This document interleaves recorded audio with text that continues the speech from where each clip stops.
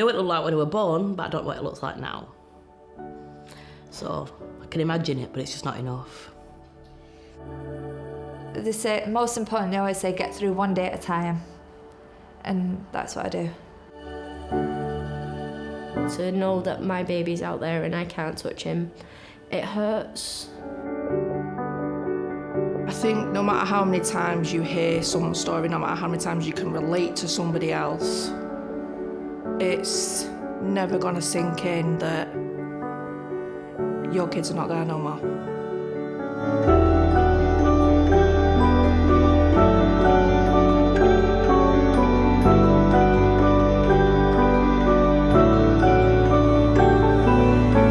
Children are born into birth families, and those families, their first families, will be in their lives forever. I think historically birth parent voices have always been underrepresented. It's about making those voices heard a little bit more in positive ways and understanding that actually birth family with lived experience of going through the adoption process actually have quite a lot to contribute. Birth parents have their own experiences of life and the world that kind of brings them to a situation where there is, the devastation of them losing their children to adoption. When my son was 8 weeks old, my partner had lost complete interest in him. I'd asked him one night, please give him his bottle. And it was very quiet upstairs, and when I went upstairs, my son was unconscious on his knee. I tried to get help, but I couldn't see anyone in the gardens or out, so I grabbed my son, took him downstairs, and my ex was like, slammed the door shut on me before I could get through it and said, don't you dare go and tell anyone. I should have phoned an ambulance, but I didn't. My ex would come down screaming, going, you're not phoning an ambulance, don't go get help. And I didn't get help till the next day when he went to work. And the social just said it was a bad move and took my son off me. So I found out I was pregnant when I was 21, and I was excited, as all people are. I was scared at the same time. I gave birth. Unfortunately, social services came in and they took it from me from birth, and ever since then I've not been the same person. It was taken away due to my mental health, unable to keep myself or my flat clean because of that, and I just think it was just general being abused by the partner as well at the time. He was a couple of days old when he was removed from my care. I did have contact up until he was about 6 months old, and I haven't seen my son since he was 6 months old. He'll be 3 in a few months now. I still miss my child every day. My first son was born in 2011, and I had him for 2 weeks. I had a breakdown in one of the meetings that we had. So they were telling me that I'm crazy, I'm not mature enough to look after a child. I was 19 at the time. They didn't give me time with him or anything like that. I haven't changed since I was 19 because I'm stuck in that position I was when my eldest was taken away from me. I did feel alone because I was very isolated. I've been isolated for the last 5-6 years. I've not really had friends, not really spoke to anybody. They came for my kids initially after I come out of a domestic violent relationship. But after the proceedings, they decided, you need to go into therapy. Started the therapy, and then they stopped the childcare for my youngest child, who obviously can't bring a baby to therapy, which meant I was halfway through discussing the childhood rape I'd suffered at the age of 5 till I was 7. And when you're discussing that and you can no longer carry on that therapy, I went into a breakdown. I was a shell. I wasn't emotionally stable for my kids. That did not mean they needed to be taken forever. That meant I needed to sort myself back out. I needed to complete the therapy and get myself right for my kids. The day they took my kids, before the social worker managed to get my daughter out of the house, she said to her, oh, I promise it's only going to be a few months, then you'll be coming home.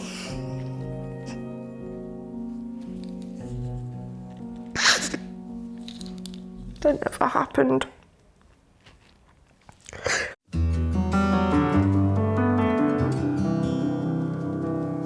A lot of our clients, even before the trauma of losing their children, have got a lot of trauma in their own childhoods. A lot of them have experienced really terrible childhoods and have been looked after children themselves and have gone through the system and maybe not felt supported, and as a result of that their outcomes have been quite poor, you know, in terms of their mental health, how they cope with their emotions. I think the trauma that birth family experience in their own lives and the trauma of losing their child and going through proceedings and not having that grief and loss recognised is really difficult. I just felt like a surrogate mum. I just carried a child for 9 months to just, after 8 weeks, to give him away. I think if I wasn't distracting my mind, I'd probably be in a nut house. Because I walk down the street and see little blonde-haired toddlers and think, is that my kid? That's not good for any parent to be thinking that. Most people have this rosy view of adoption, and for the adopters, it probably is. But for the parents, it's your whole soul has been ripped out of your body. You no longer have that. It's not yours no more. I think it's for them finding a way to cope with their loss within a society that doesn't really recognise, accept or support loss through adoption. I think it's not really recognised. I try and pretend my son's like imaginary until I get the letterbox, because it's just too painful to, you know, bring up all those old memories. I think most people think we're bad people, but we're not. We're just people who've been through a lot of stuff. Obviously, a lot of people, they see birth parents as, oh, your kid's been adopted, they've gone, you're a bad person. One girl at work, she said, oh, yeah, all birth parents who've lost their kids, they either batter them, they've done drugs, they've done alcohol, they're really, really bad people who deserve to have their kids took off them. And I said to her, I said, well, why? Why is that? And she went, well, I know your situation, you've had a kid took off you, and I'm going to tell everyone that you're a bad mum, you're a horrible person, and you don't deserve to get your child back. And yeah, it made me not talk to anyone. I didn't want to talk to anyone at work because I had this people looking at me weird, and I thought, oh my God, they're going to think I'm a really bad person. I've had my neighbours like shouting through my window, well, I've still got my kids. You ain't got your kids, you're not worth nothing. And it's like, great, thanks for that, mate. I needed that. There is a misunderstanding about birth parents. There's a sense in society that, you know, children who are removed all come from bad people. Birth parents are all bad and they all fit in the same category, and of course that's absolutely not true. There's a very negative narrative around birth families and birth parents, and that isolation can just really compound some of those mental health difficulties, addiction, and it kind of triggers a lot of trauma that they've already experienced. My family they don't have a clue about what I'm going through. They don't know how to talk to me. A lot of my clients say to me they don't feel like they can speak to family, or they don't feel like they can speak to friends because they don't actually understand, or a lot of them actually stop talking about the child and then they don't feel like they can go to them. Like, there's a baby shower coming up next month, and my niece is like, do you want to come? You don't have to, you can stay at home. My mum's like, if you go, I'll support you, don't worry. And I'm like, I want to go, I'm not being singled out because of that. It's just so important for them not to feel alone, and that there are other people out there, and I think it does help to give them hope and motivation to keep going and to feel like they can carry on their life and they can do things that are positive and they can make their children proud.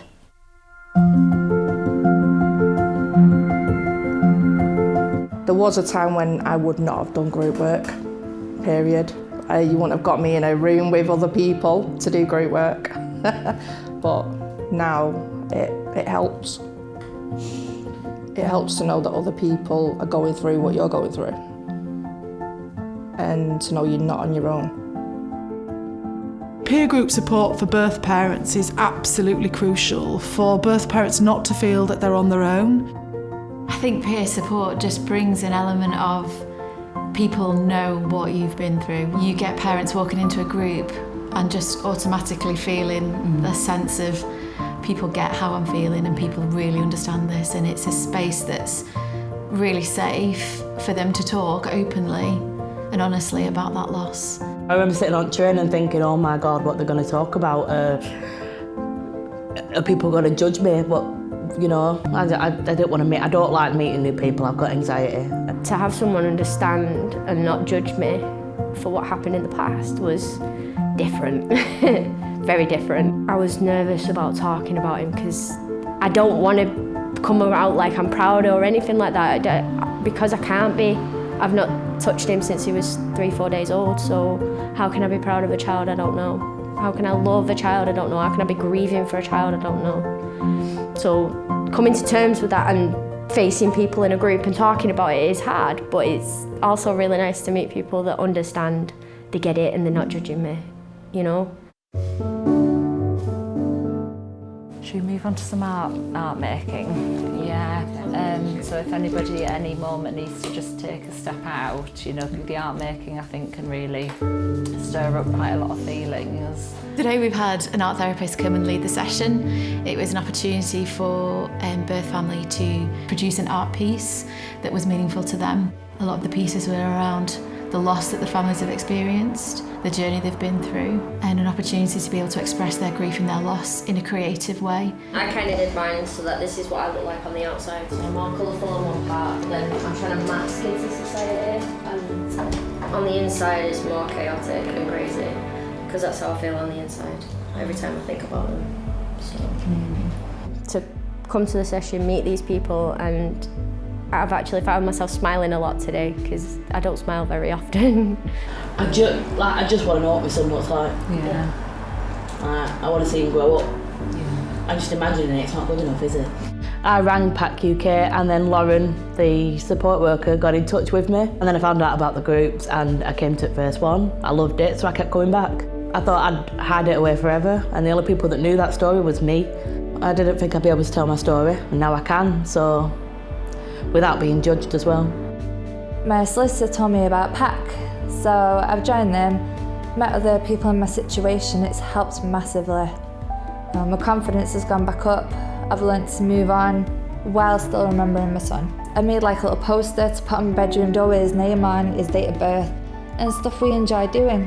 Because I've got to face the fact that he's not imaginary. I've got to face that he's real, but he's not with me. I think sometimes when the families don't perhaps have the words to say, being able to express it in an art form is really important. Birth parents need a lot of help and support, because they do turn to alcohol, they do turn to drugs, they try and do bad things to themselves, and they just need support.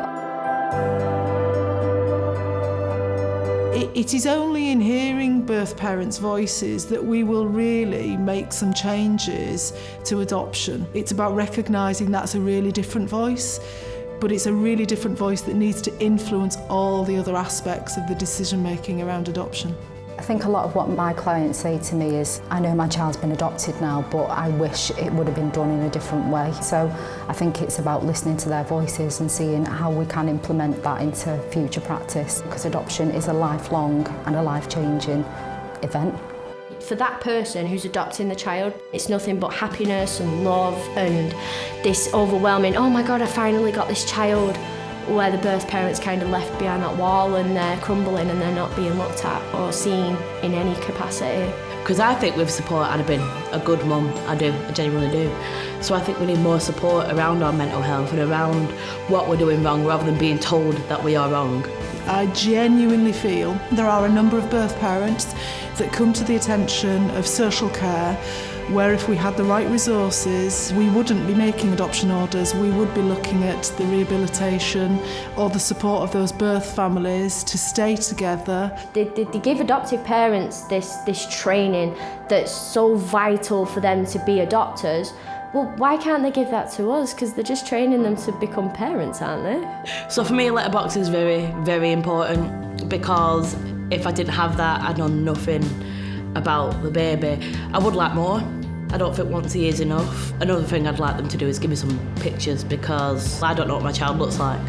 Letterbox and contact arrangements in adoption for birth parents, in a nutshell, it's not fit for purpose. It's also as well about the parents having the support to write those letters. Those letters can be really difficult to write and difficult to receive. At the end of the day, I'm his mum, and I'm always going to be his mum. No one can take that away from me, and it just feels like I've not been given the chance to be a parent. Somebody else is doing my job. For the future, I just want to be a mum. That's it. I don't want anything else, I just want to be a mum. I remember one of the judges saying to me, she needs to go home and grieve. You can't grieve for a child that's alive. How can you grieve for a child that you know is living and walking?